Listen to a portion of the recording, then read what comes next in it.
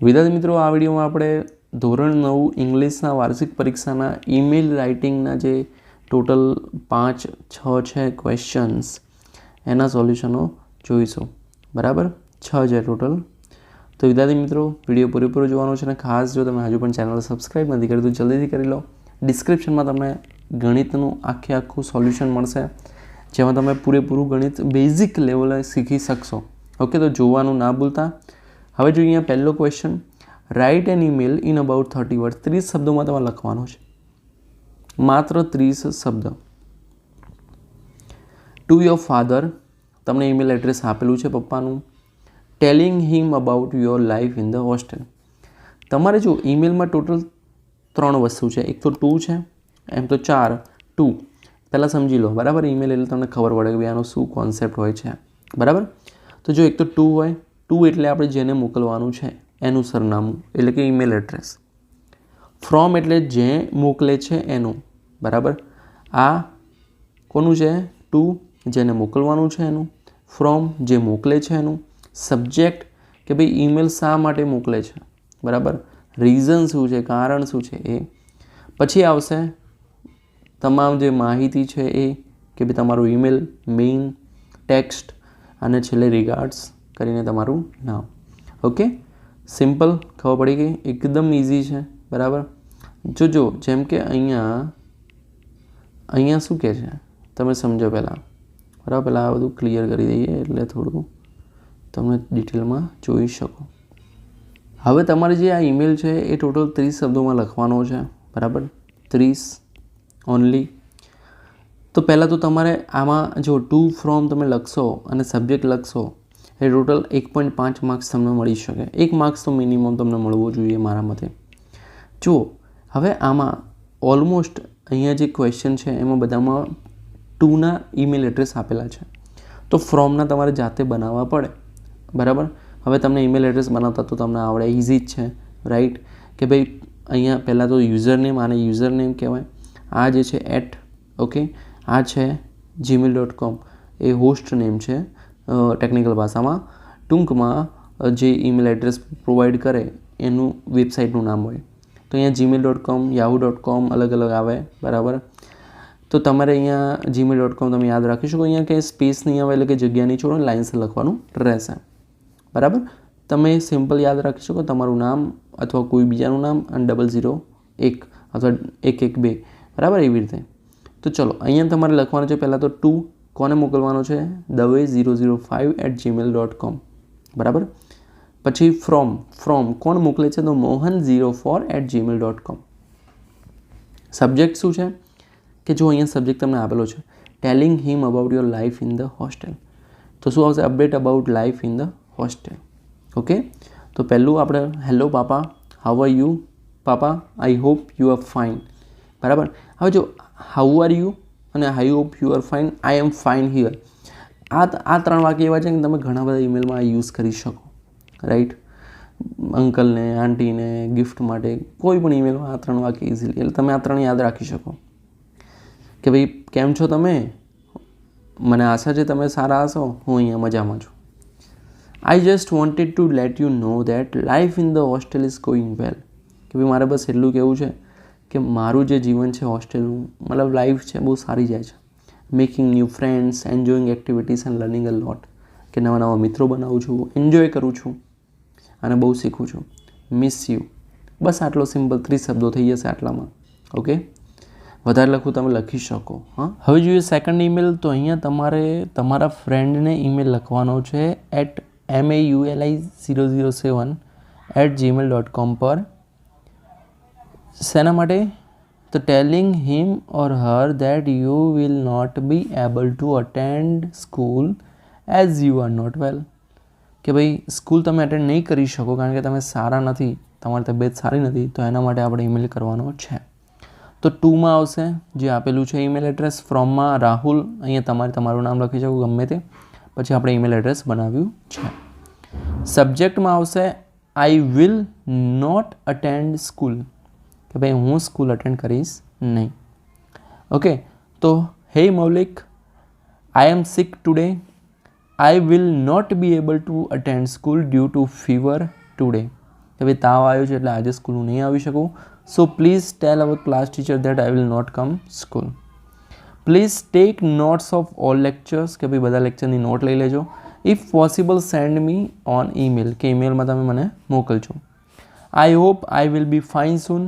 Meet you soon in school. Regards Rahul. એકદમ simple email હતો, બરાબર. તમે આ રીતે તમે લખી શકો છો. હવે જોઈએ ત્રીજો ઈમેલ. તો ત્રીજો ઈમેલ તમારે લખવાનો છે તમારી મમ્મીને yourmother@seema.dave@gmail.com પર. Who is away from home at your grandfather's house. ઘરથી દૂર છે, દાદાના ઘેર છે. તો સૌથી પહેલાં તો ટુમાં આવશે મમ્મીનું જે ઈમેલ એડ્રેસ છે seema.dave@gmail.com. અહીંયા તમારી મમ્મીનું નહીં, પણ અહીંયા જે આપેલું હોય એ લખવાનું. જો ના આપેલું હોય તો તમે લખી શકો. ઓકે. અહીંયા ફ્રોમમાં તમે જાતે બનાવવાનું છે. આપણે અહીંયા મહેશનું બનાવ્યું છે. તો સબ્જેક્ટમાં મિસ યુ મોમ આવશે. અહીંયા તમારે લાઇનસર લખવાનું, બરાબર. આવી રીતે આ તો અહીંયા એડિટિંગમાં રહી ગયું miss you mom.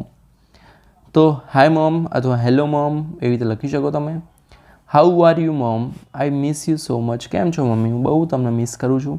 Please come home as soon as possible. જેટલું શક્ય બને એટલું જલ્દી ઘરે આવો. Papa makes food for us. Everything is fine here but without you home is not feeling like home.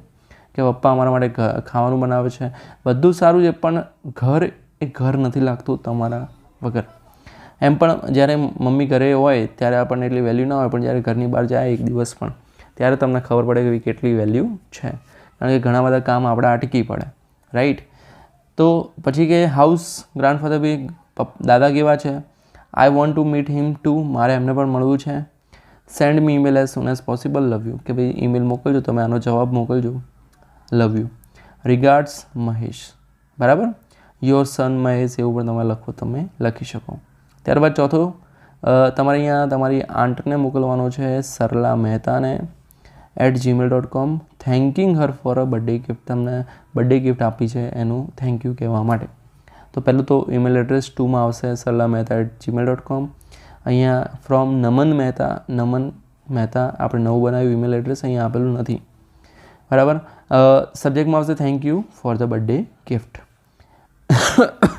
Sorry, ધ્યાન રાખજો શરીરનું હમણાં, કારણ કે હમણાં શરદી બહુ બધી મતલબ વાયરલ છે, બરાબર. તો hi aunty, how are you? I hope you are fine. Thank you so much for the lovely birthday gift. ભાઈ તમે કેમ છો? આઈ એમ શ્યોર તમે મતલબ I hope you are fine. મને આશા છે તમે સારા હશો. ધન્યવાદ આટલી સુંદર ગિફ્ટ માટે. I really appreciate it. I really needed this.